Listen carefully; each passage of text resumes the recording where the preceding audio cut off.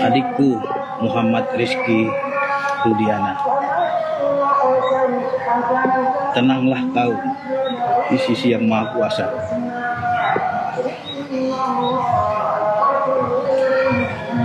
Ayahmu di sini sudah hadir menemuimu. Adikku, tenanglah kau di sana.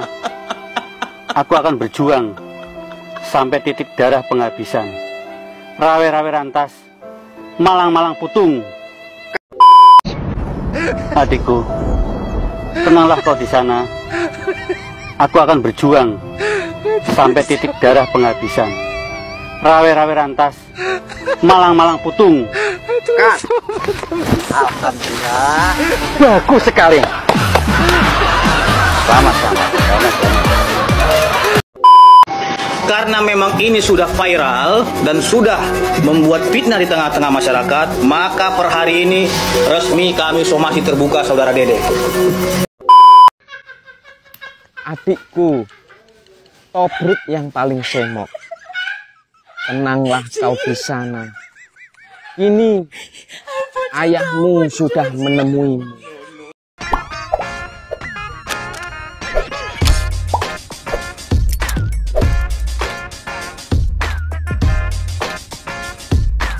Baik sahabat sekalian, jumpa lagi bersama saya di channel ini, di mana pada kesempatan video kali ini, saya akan mereaksi beberapa buah video terkait dengan Ibtu Rudiana dan juga lawyernya Pitra Romadhoni Nasution, yang mana cukup viral baru-baru ini. Mereka berdua mendatangi kubur Eki, dan pada kesempatan tersebut ada penampilan yang cukup menarik dan juga cukup membuat publik kaget, di mana pernyataan yang keluar dari mulut baik Ibtu Rudiana maupun juga Pitra yang sepertinya mengundang netizen untuk memberikan pernyataan ataupun memberikan tanggapan atas statement mereka itu. Dan pernyataan Ibtu Rudiana dan juga Romadhoni Nasution ini ketika di kuburnya Eki, justru netizen menanggapinya dengan melakukan berbagai macam parodi tentang nyekarnya si Ibtu Rudiana dan juga Pitra Romadhoni ini. Dan parodi yang dilakukan oleh netizen ini cukup mengundang perhatian publik, karena memang di satu sisi harus suasananya adalah sedih, tetapi justru dirubah oleh netizen itu sendiri menjadi sesuatu yang kocak terkesan kocak. Pernyataan dari Romadhoni di kuburan Eki bahwa ia akan berjuang sampai tetes darah penghabisan untuk membela adiknya almarhum tersebut.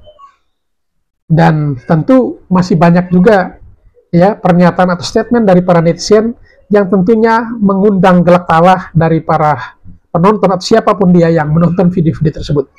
Baik, untuk tidak memperpanjang kata dan tidak penasaran, mari kita saksikan videonya satu persatu. Adikku Muhammad Rizky Rudiana, tenanglah kau ini posisi di kuburan ya.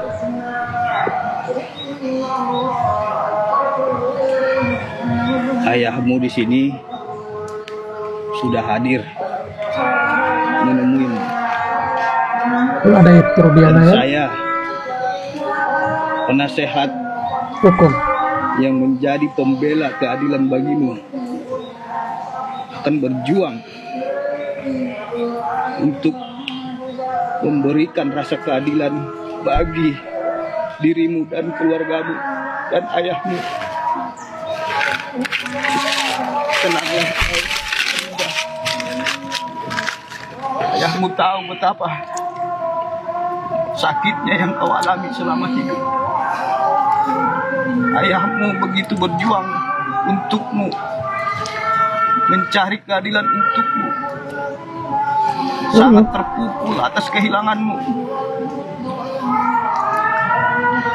Muhammad Rizky Rudiana, adikku, tenanglah kau, ikhlaskanlah atas kepergian ini, dan kami akan berjuang untukmu sampai akhir hayat keluarga kami. Baik sahabat sekalian, itulah statement yang dikeluarkan atau dilontarkan oleh Pitra Nasution ya, Pitra Romadhoni Nasution, penasihat hukum dari Ibtu Rudiana, yang bersedia untuk membela sampai titik darah penghabisan ya, untuk mencari keadilan bagi almarhum Eki. Dan pernyataan beliau ini memang dengan serius ya beliau katakan atau sampaikan di kuburan Eki. Tetapi justru statementnya beliau dan juga Ibtu Rudiana bahkan menjadi bahan untuk diparodikan oleh para netizen. Kira-kira parodinya seperti apa? Mari kita saksikan videonya. Adikku, Ini versi aslinya. tenanglah kau. Ikhlaskanlah Ada yang atas tertawa ya? kepergian ini. Dan kami akan berjuang untukmu sampai akhir hayat keluarga kami.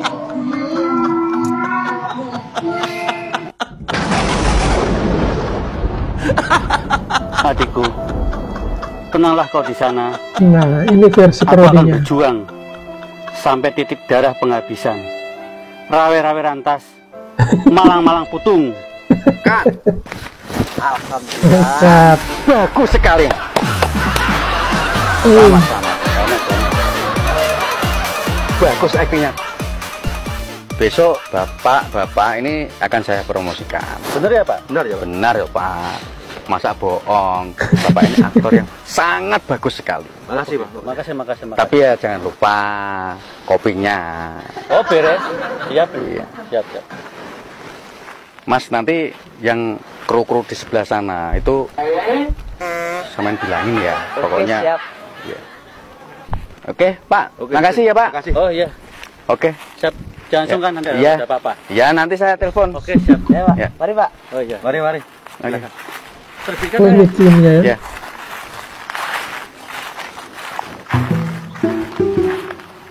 Udah pergi ya? Kelihatannya udah. Oh, lumayan. Siap. Kok kosong? Adikku, tenanglah kau. Sakit yang kau alami selama ini, kami akan berjuang untukmu sampai akhir hayat keluarga kami. Tenang di sana ya. Tenang di sana.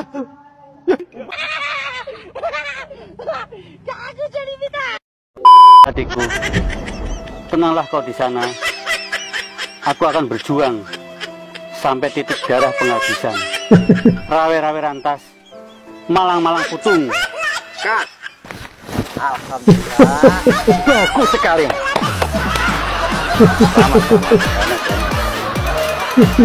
Bagus aktingnya.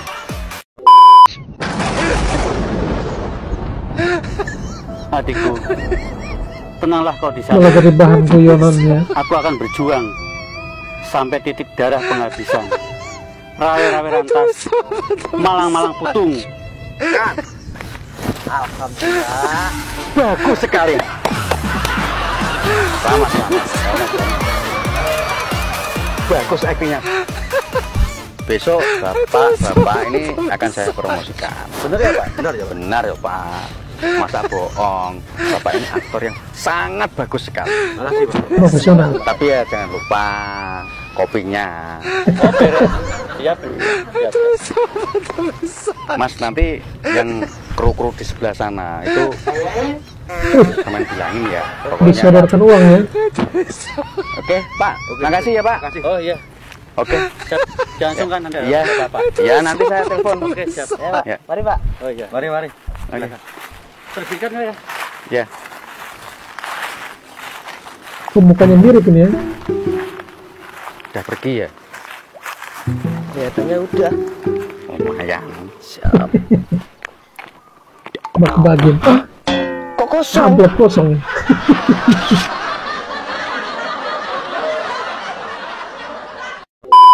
Cuma ilaruhi bapak ini bin bapak itu bin bapak ono, bapak yang ini nih bin bapak yang ini, bapak yang itu tuh bin bapak yang itu, yang ini yang itu yang ono. Al-Fatihah. wa ila ruhi khususan abina Bapak Haji ini bin Bapak Haji itu, Bapak Haji itu tuh bin Bapak Haji ini, Bapak Haji ini nih nyong kuburannya di depan musola. Bapak Haji yang itu tuh, Bapak Haji yang itu tuh nyong kuburannya udah kealingan tembok.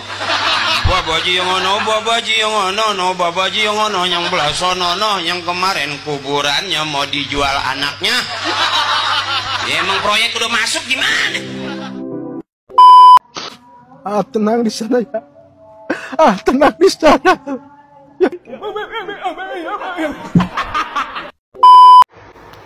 Kalau ziarah itu biasanya sama keluarga, apalagi punya ibu. Ini kok sendirian? Nah, ini menarik nih.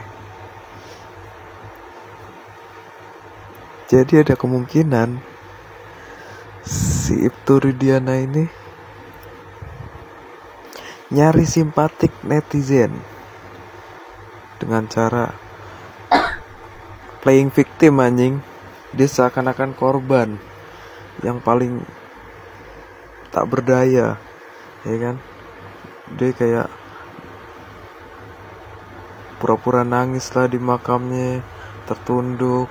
Terus si pengacaranya, si Pitra, membacakan pantun, membacakan puisi, seakan-akan dia yang paling tersakiti anjing.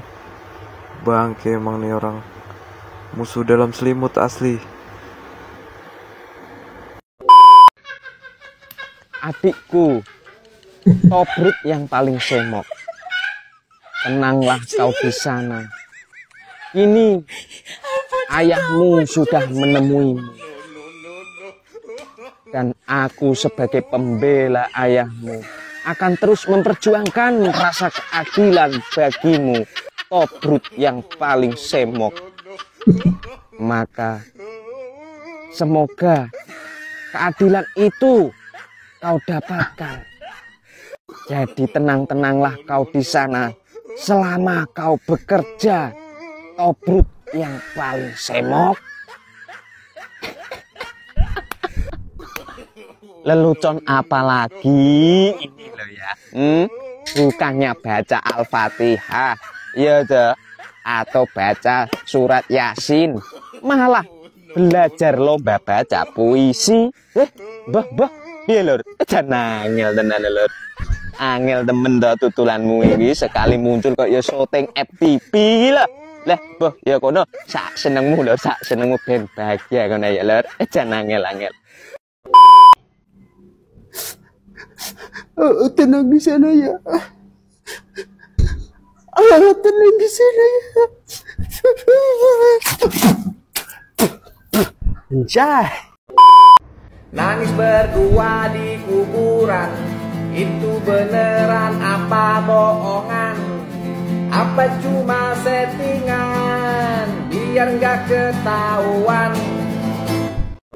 Itu mengapa Bapak lantas begitu percaya atas kesaksian dan pengakuan mereka, Pak? Aduh, oh my gosh, Mas Abraham, kenapa pertanyaan itu baru mau dijawab dengan kata sudah diganti pertanyaannya?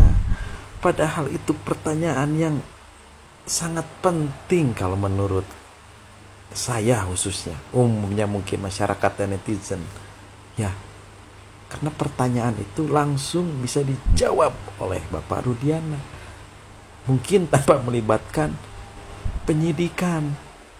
Karena pertanyaannya, lantas mengapa Bapak bisa percaya atas kesaksian dan pengakuan mereka? Siapa mereka? Ya Aep dan Dede. Ya, baru mau dijawab, aduh, udah diganti pertanyaannya. Akhirnya pertanyaannya diganti, jawabannya balik lagi sama seperti sebelumnya. Terserahkan kepada penyidik. Ya, padahal menurut saya itu pertanyaan yang sangat mendasar dan penting. Kenapa? Ya, karena awal mulanya yang dikatakan sebagai penangkapan, mengamankan, membawa lalu melaporkan ke Polres yang diduga sebagai tersangka, kan itu Bapak Rudiana berdasarkan kesaksian dan pengakuan dari Aep dan Dede.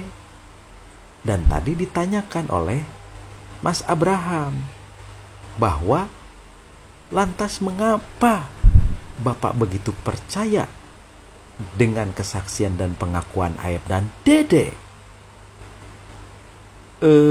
Diganti pertanyaannya. Aduh, sangat sayang sekali. Oh my gosh ya. Tapi tidak apa-apalah ya, biar tambah seru mungkin ya. Karena saya yakin menurut Bapak Rudiana juga betul, kebenaran itu tidak akan pernah salah. Karena yang salah itu ya kesalahan, Pak, ya, bukan kebenaran ya. Dan saya yakin akan terungkap, insya Allah akan terungkap, dengan seizin Allah akan terungkap siapa yang terbukti sebenarnya salah di mata hukum dan di mata Tuhan, dan akan terbuka siapa yang benar menurut hukum dan menurut Tuhan, insya Allah. Sing yakin, sing penting yakin, Mas ya. Mal bener. Adikku, tenanglah kau. Sakitnya yang kau alami. Adikku, tenanglah kau atas kesakitan yang kau alami. Berpuisi pula lah kau dalam kuburan itu. Gak ada untungnya kau berpuisi di situ. Sekarang gunanya kau itu membela Ibtu Rudiana, belalah dia gitu loh. Gak apa-apa, kau bela aja. Nah, si Dede kan keluar tuh bilang bahwa memang di 2015 lalu itu pernyataannya bohong karena disuruh oleh Ibtu Rudiana. Nah, buktikan kalau itu bohong, ya kan? Buktikan kalau itu fitnah. Jangan kau berpuisi dalam kuburan, gak percuma. Entah siapapun dalam kuburan itu kita nggak tahu. Sekarang aja dipertanyakan itu kuburan punya siapa.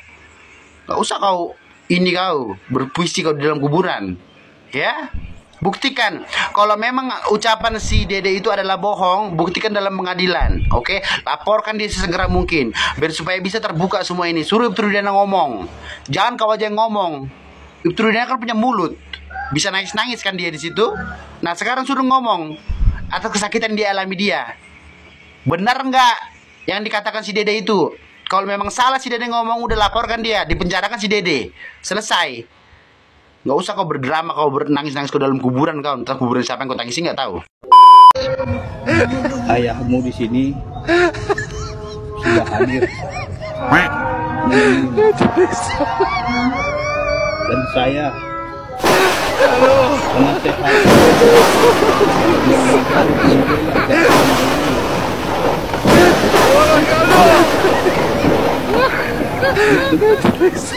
memberikan rasa keadilan bagi dirimu dan keluargamu.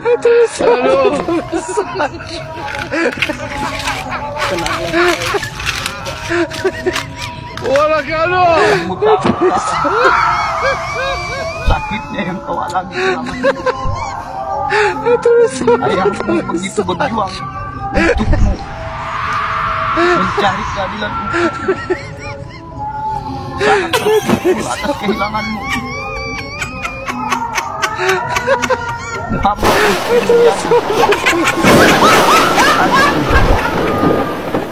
tenanglah. Ikhlaskanlah atas kepergian ini.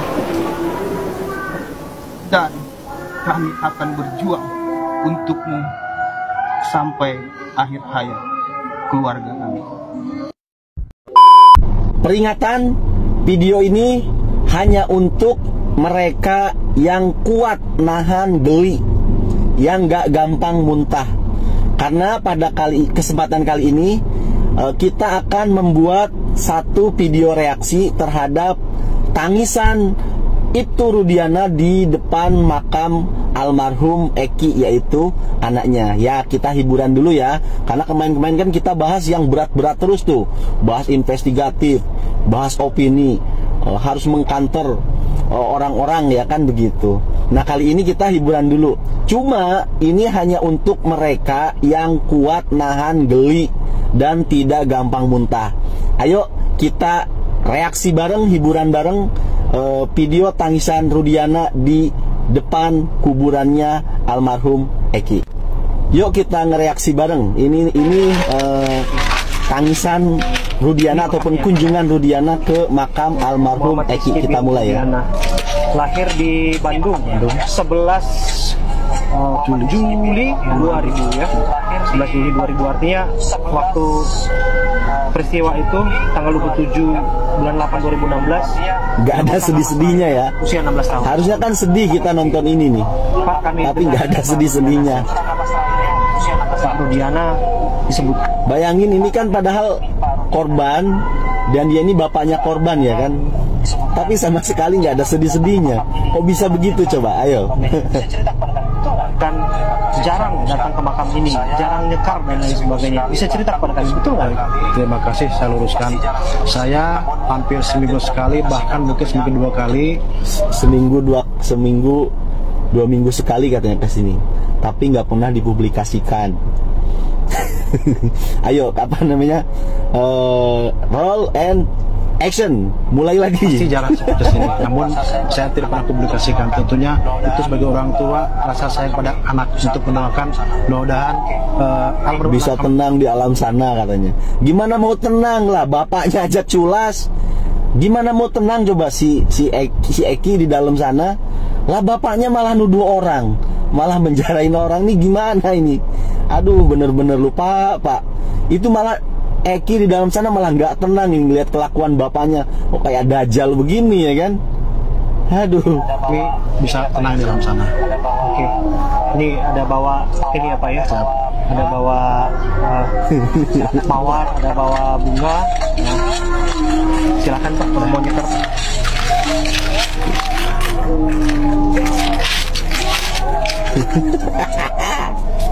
Gak ada sedih-sedihnya loh. Aneh. Gue beneran aneh loh gue loh. Kok bisa ini? Ini bapak korban padahal ya. Yang katanya ini pembunuh sadis gitu. Tapi kita lihat malah geli gini. Lu kebayangin gak itu siapa itu? Ini Abraham Silaban nih hostnya ini. Gimana itu di hatinya ngomong apa gitu loh. Ini orang ngapain gitu kan. Kacau anjing. Ayo lanjut.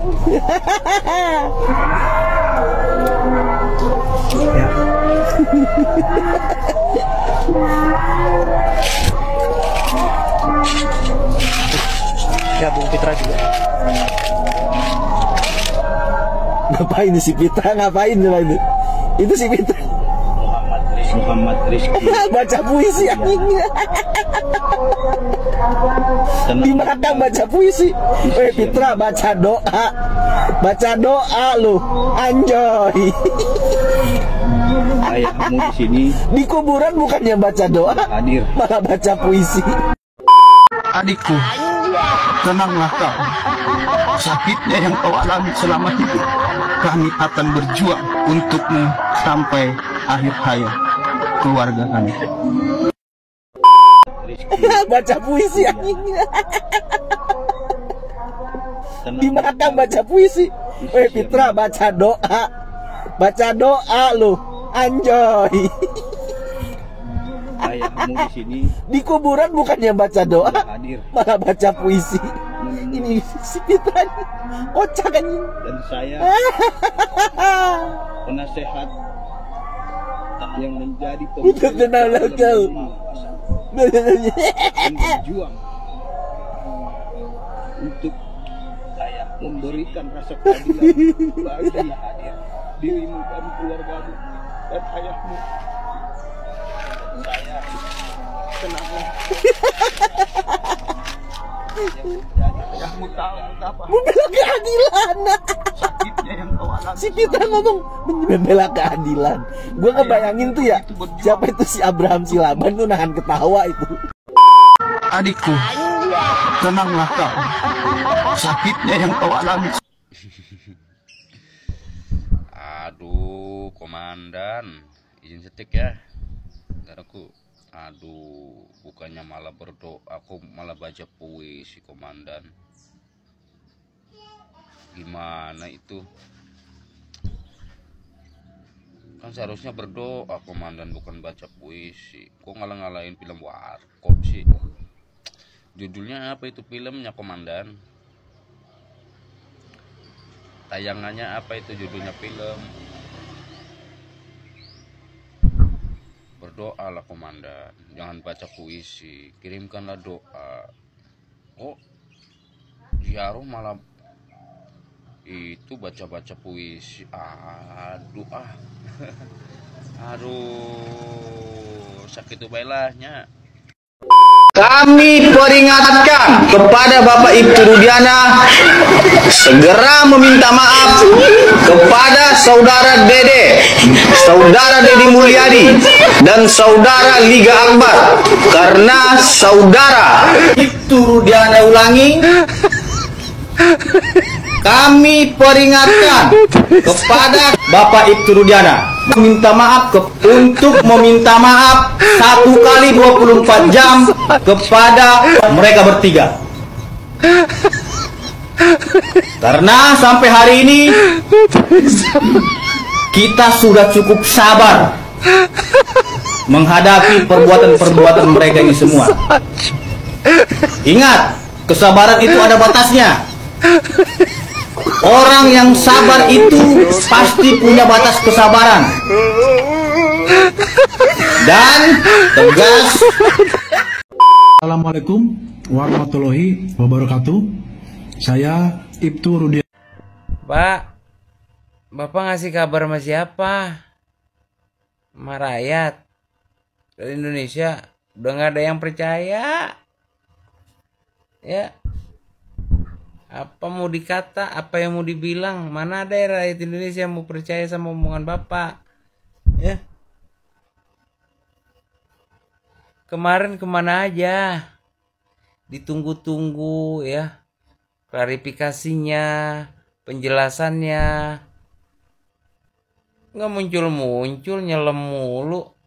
Sekarang udah kayak jelangkung, datang gak diundang, pulang gak diantar, ya kan. Ya, lagian udah masa bodoh dah. Mau Eki masih hidup, mau Eki udah meninggal, itu mau urusan Bapak, anak-anak Bapak, ya kan. Yang penting 7 terpidana bebas, Sakatatal dibersihkan nama baiknya. Apa yang sebenarnya terjadi, Pak? Mengapa ada menghilang? Baik, terima kasih Mbak Tiara. Tentunya yang pertama saya mohon maaf kepada seluruh warga negara Indonesia. Saya sampaikan saya bukan menghilang. Namun karena saya sebagai seorang anggota kepolisian yang masih aktif ya Pak, yang masih aktif, yang tentunya saya taat kepada aturan di kepolisian, juga terkait dengan kode etik. Saya aktif bekerja seperti biasa sebagai pelayan masyarakat, sebagai Kapolsek Kapetakan, tentunya punya tugas yang memang diemban sama saya untuk melindungi, melayani dan mengayomi masyarakat. Artinya mungkin dijelaskan dalam kurun waktu dari bulan Mei ya Pak ya, sampai sekarang kita wawancara di bulan Juli ini, Anda memang aktif bekerja ya Pak ya, sebagai Kapolsek Kapetakan. Betul, tetap saya bekerja seperti biasa. Seperti saya sampaikan tadi, kaitan dengan saya menghilang, tidak menghilang, namun saya patuh dan taat pada aturan seperti itu. Sekian banyak informasi yang kemudian diterima oleh publik ini semacam dibombardir tersebut gitu Pak. Apa dampaknya yang betul-betul Anda rasakan atas pemberitaan ini, mungkin kepada keluarga Pak Rudiana juga? Betul. Kaitan dengan informasi yang beredar sekarang di media dan lain-lain, tentunya sangat besar kami rasakan, terutama buat anak saya, keluarga, semua yang di rumah.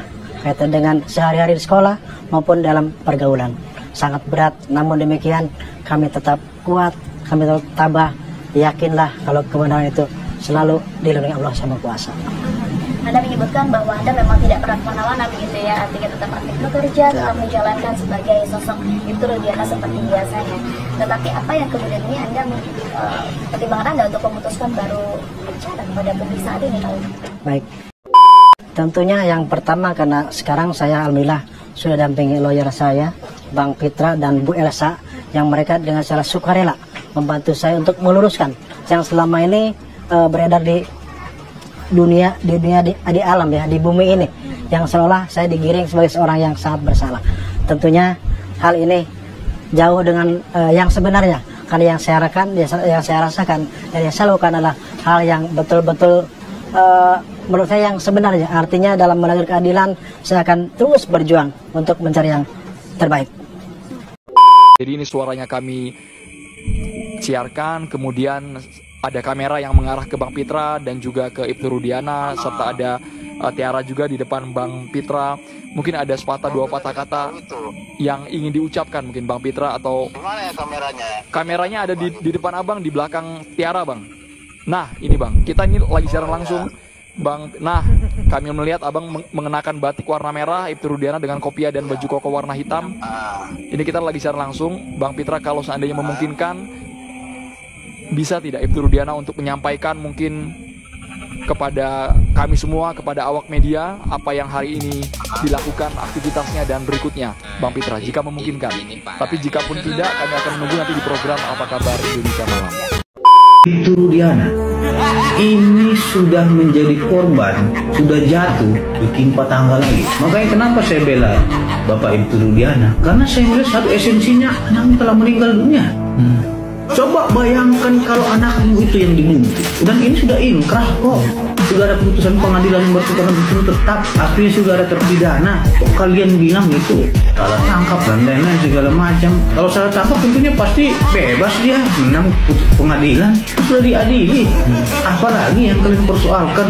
Inilah saya bilang tadi, netizen yang bermedsos ini sebenarnya kalau saya melihat kesalahan itu ada pada netizen, karena mereka ini opininya itu luar biasa sekali, suruh tangkap gitu loh. Netizen yang gak jelas, jangan juga mulutnya terlalu kotor. Makanya ini saya lihat ini, kita netizen ini dirubah lah otaknya dulu biar lebih cerdas dan bersih. Sebenarnya netizen ini dahulunya baik, sekarang aja jadi jahat seperti monster, pembela kejahatan. Ingat ya, seberapa banyak umpatan kalian, seberapa hebat kejahatan kalian, pahala kalian itu mengalir kepada saya. Apa yang kalian hujat, apa yang kalian kritik, dosa saya mengalir kepada kalian. Ingat satu hal, ya justitia roit kailu, tegakkan keadilan sekalipun langit akan runtuh. Ibnu Rudiana itu berikanlah keterangan yang sebenar-benar, sampaikan apa yang sebenarnya terjadi. Karena dia masih polisi aktif dan dia tidak boleh bicara sembarangan. Apakah pengacara sipil ini sudah seizin dari atasannya Rudiana atau belum untuk menjadi kuasa hukum? Itu menurut ketentuan peraturan Kapolri nomor 2 tahun 2017. Dia itu mengikuti aturan dari Kapolri, bukan dari orang sipil. Ada Ibu ada beberapa pengacara. Ya, ada beberapa pengacara sipil itu. Rudiana dan keluarganya patut mendapatkan keadilan. Kenapa saya bela Bapak Ibnu Rudiana? Wow, Rudiana didampingin banyak pengacara. Padahal seorang Rudiana ini masih belum tersentuh hukum, tapi sudah didampingin banyak pengacara. Ada apa? Padahal Rudiana ini belum ada tuntutan, belum ada apa, pengacaranya sudah berkumpul. Pantesan Aep, Pasren, ya kan, anaknya Pak RT kumpul jadi satu rumah. Wow, pantesan mereka tuh belagu. Ternyata didampingin banyak pengacara. Wow, wow, ini mana nih Pipit Batiar nih? Dulu kan dia kapolresnya di situ. Waktu kejadian kasus Pina, dia kapolresnya loh. Ada apa ini? Dalam pertemuan kemarin itu ternyata akhirnya muncul nih. Saya kan udah di VT saya kan udah ngomong. Kemarin ini Pipit, ya kan? Rudiana, Kapolda Jabar berkumpul, bertemu. Ternyata ketemuannya mereka membuat strategi begini, mengeluarkan pengacara-pengacara begitu. Wow, hebat. Belum dituntut hukum, pengacaranya sudah keluar. Negeri Konoha, selaras. Setan Rudiana, setan juga. Setan Rudiana, sekarang juga. Memang setan. Siapa yang setan? Siapa yang jolim? Siapa yang jolim? Bebaskan 7 orang terpidana.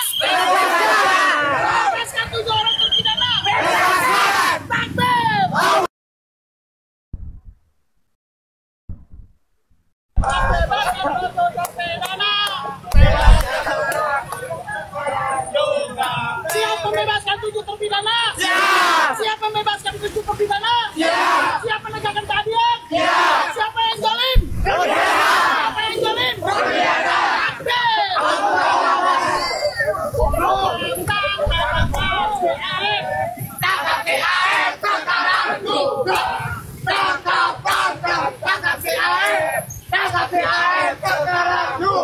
Oke kawan-kawan, kita jangan berhenti perjuangan kita untuk 3 orang. Masih ada di dalam. Siap. Jangan pernah lelah. Siap. Jangan pernah capek. Siap. Siap menegakkan keadilan. Siap. Berani menegakkan keadilan. Siap. Takbir. Setan Rudiyana.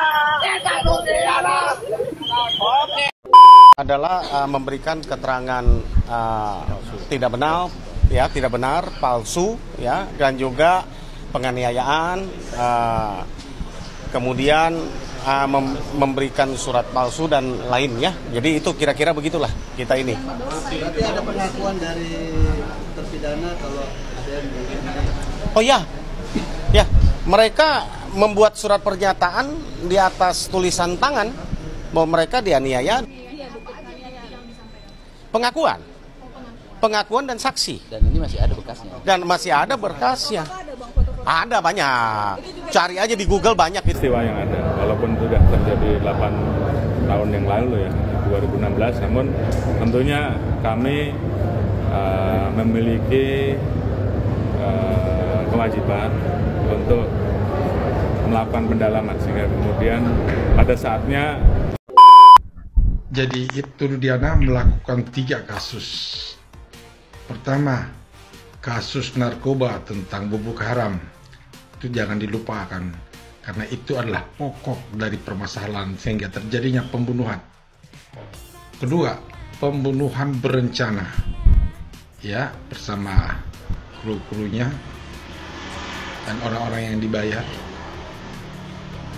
Ketiga, kasus salah tangkap. Orang-orang yang tidak bersalah dijadikan tersangka. Orang-orang yang tidak tahu mengenal tentang kejadian tersebut dijadikan tersangka dan dijebloskan ke penjara.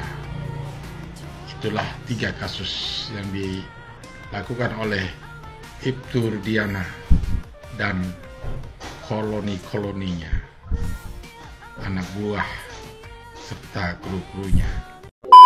Ibtu Rudiana dilaporkan keluarga terpidana ke Bareskrim Mabes Polri. Yang ketiga ini yang akan dilaporkan siapa? Nah, jadi mereka akan melaporkan siapa, sekali lagi yang keras? Mereka akan melaporkan Ibtu Rudiana. Sehingga dengan pelaporan Ibtu Rudiana ini, kita berharap sudah 3 laporan dengan hari ini yang disampaikan. Bareskrim untuk segera memproses sehingga kita nanti memiliki landasan yang cukup untuk mengajukan PK, membebaskan ke-7 terpidana yang mendapat hukuman seumur hidup. Lah, ini ya masuk kok momen-momen yang kita tunggu dan kita nantikan ya atas pelaporan Ibtu Rudiana. Tapi yang jadi pertanyaan yo diproses enggak laporan yang dilayangkan tersebut ya, atau jangan-jangan seperti kasusnya si Aib dan Dede ya, cuma capek-capek buat laporan tapi enggak ada pemeriksaan. Akankah si Rudiana ini sama halnya kita capek-capek buat laporan tapi pihak kepolisian tak ada tindakan?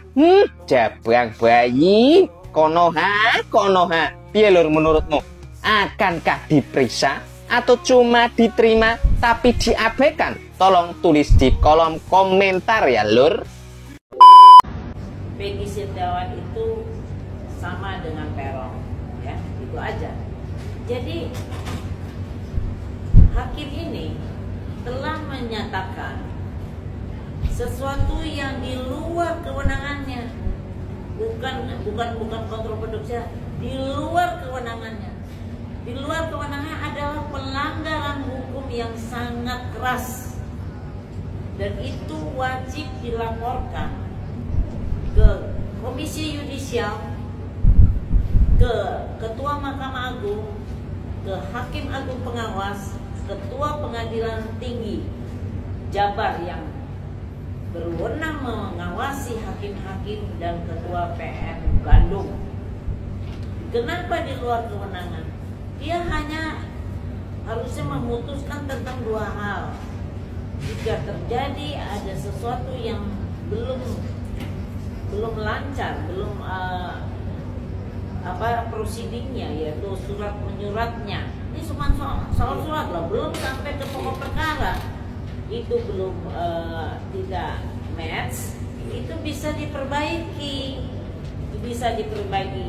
bukan dinyatakan di nomor 5 ini menyatakan tidak sah segala keputusan yang mana, dan atau penetapan yang lebih lanjut nggak boleh. Putusan itu apa yang sekarang nggak bisa ke depan ini nanti ya kalau kamu mati atau kemana, nggak ada. Ini hakim ini udah kayak lebih dari dewa. Kedepannya nggak boleh keluar lagi. Ini berarti mengkebiri kepolisian, ya, penetapan tersangka. Dan ini kalau kan tujuannya adalah bahwa adanya sesuatu formalitas yang belum terpenuhi sehingga harus diperbaiki, bukan dihentikan, tidak boleh lagi. Itu kan namanya melanggar hukum. Dan perlu diketahui pada sampai detik ini putusan yang mempunyai kekuatan hukum tetap masih menyatakan 3 DPO. Berarti polisi diamputasi. Ini kurang ajar. Diamputasi di mana tidak boleh melakukan satu penyidikan. Padahal nanti dari putusan ingkrah, kita harus menghormati putusan ingkrah, sehingga apakah nanti 3 atau 1 itu kan harus diselesaikan oleh ini. Ya. Jadi kan namanya melanggar hukum, perbuatan melawan hukum. Perbuatan melawan hukum itu bisa juga kita pidanain itu nanti hakimnya. Iya. Abuse of power, kemudian yang kemudian dia juga saya bilang semangat semua polisi. Dan kemudian masalah apakah itu Peggy Setiawan itu alias Peron atau bukan, itu kan belum selesai penyidikan oleh Polri, oleh Polda. Ya harusnya diselesaikan, dan cuma gara-gara masalah formalitas kok jadi dihentikan semuanya, diamputasi. Itu nggak benar. Kita sama-sama penegak hukum, catur bangsa yang harus semuanya setara dan yang harus saling mendukung untuk masalah kejahatan. Jadi nggak bisa seperti ini hakim mengamputasi kewenangan dari kepolisian. Kalau kepolisian masalah surat penyurat, ya dia harus memperbaiki surat penyurat. Nah, masalah itu ya yang saya jelaskan. Kemudian masalah DPO, permasalahannya ini saya perlu beritahu kalau pada tahun 2016 itu sesuai dengan data-data yang ada di Polres Cirebon, karena ini kan penyidiknya sudah ada yang meninggal, ada yang sudah pindah atau sudah pensiun, ya kan? Jadi perlu sprindik baru tahun 2024. Tapi sprindik lama tetap ada, cuman mungkin kelupaan diambil, gitu saya kurang tahu karena saya bukan polisi ya. Tetapi dalam proses tahun 2016 itu sudah ada penjelasan siapa itu PS, apa panggilannya, ya panggilannya siapa, kemudian di mana PS itu berada, itu dari kelompoknya. Terus kalian itu selalu berkata, oh harus forensik, harus lakukan DNA, harus sidik jari. Itu masalah sampai kiamat, sampai kuda gigit besi nggak akan ada. Karena begitu lihainya pembunuh ini, begitu lihatnya penjahat ini, orang yang dibunuh dengan penyiksaan ini dilakukan seolah-olah terjadi kecelakaan. Sehingga terjadilah kesalahan dari lantas, dikira kecelakaan, kemudian setelah divisum dikuburkan. Tetapi namanya orang tua dari itu Rudiana itu lihat kok kecelakaan badannya berbun seperti dibikin bakso, tapi kok anak ini motornya tetap bagus, handphone helmnya tidak rusak, handphonenya ada, sehingga baru setelah itu baru dilakukan investigasi. Setelah diinvestigasi sudah itu dapatlah orang-orang ini, langsung dari investigasi itu ditangkap. Tim penangkapan itu siapa aja polisi bisa, dan kemudian diinterogasi dalam 1 jam. Jadi tim interogasi itu hanya 4 orang dan dilakukan interogasi cukup hanya berapa menit karena mereka kaget, mengaku semua. Dan kemudian barulah dikasih ke reskrim, barulah dibikin LP. Jadi jangan bilang tuh selalu ngomong-ngomong, kok baru 1 jam ditangkap tiba-tiba Rudiana sudah tahu si A, si B, si C. Loh, dia kan interogor, dia interogasi. Jadi waktu dia di BAP kan dia nggak boleh bohong. Apakah Anda mengenal ini? Ya si A ini, si B ini, perannya ini. Karena mereka sudah ngaku pada waktu interogasi. Setelah dibikin LP, di mana laporannya adalah Pak Rudiana dan itu reskrim semua yang ngatur semua. Kemudian mereka di BAP terus bilangnya ada pemukulan segala rupa. Jangan sangka ya, kadang-kadang pemukulan itu biasa di dalam tahanan mereka saling pukul-pukul. Jadi jangan terlalu di-overkan. Pembuktian aja, kalau dari dulu. Nah, jangan terlalu dibesar-besarkan. Nah, kemudian yang jelas kan mereka masih hidup dan mereka masih sehat. Kalau yang jelas 2 anak ini sudah meninggal, ya. Jadi jangan terlalu banding-banding dengan orang yang dalam jalan lebih kacau. Terus kemudian lagi pada saat itu apakah penyidik mau BAP PS ini, karena PS ini dapat keterangan dari orang yang pelaku ini, dan dia polisi pergi ke rumah PS, bukan PS yang ada di Cianjur, PS di Jakarta, PS di mana-mana lah. Yang jelas PS di situ ketemu ibunya, dilakukan penggeledahan. Waktu didatangkan sana, berapa kali dibikin surat, panggilan dan segalanya. Terus diambillah fotonya, ditunjukkan kepada para mereka ini. Mereka mengatakan itu teman-temannya. Jadi jangan terlalu naif karena framing yang dibuat berlebihan. Itulah terjadi. Kemudian bolak-balik. Kalau memang polisi tidak tahu, kenapa polisi tidak tanya Peggy Setiawan di Cianjur? Kan yang didatangi hanya itu. Yang diambil motornya 2 itu juga. Yang diambil fotonya foto itu juga. Ya kan? Nah, kalau ijazah apa semua baru sekarang itu hanya penguatan aja. Apakah dia udah berubah nama atau tidak di Dukcapil? Ternyata dia tidak berubah nama di Dukcapil. Tetap namanya PS, cuma panggilannya berubah. Kalau keluar itu nanti biar diterangkan oleh Pak Rasman, saya Rasman. Jadi di situ. Nah, kenapa 8 tahun tidak ketahuan? Tapi pada saat telah bolak-balik dipanggil mereka, ya sekarang bisa aja bilang nggak pernah dipanggil. Tapi kan arsipnya ada di kepolisian, di Polres Cirebon, bahwa itu berapa kali dipanggil dan tidak pernah ada. Dan kalau memang itu rumahnya di sana, kenapa bertahun-tahun tidak balik? Karena udah datang polisi ke sana menyita dan mengambil foto. Kenapa? Kan saya berapa kali saya bilang, kenapa dia tidak ada etikat baik mengklarifikasi saya tidak salah? Kenapa? Gak ngilang kan?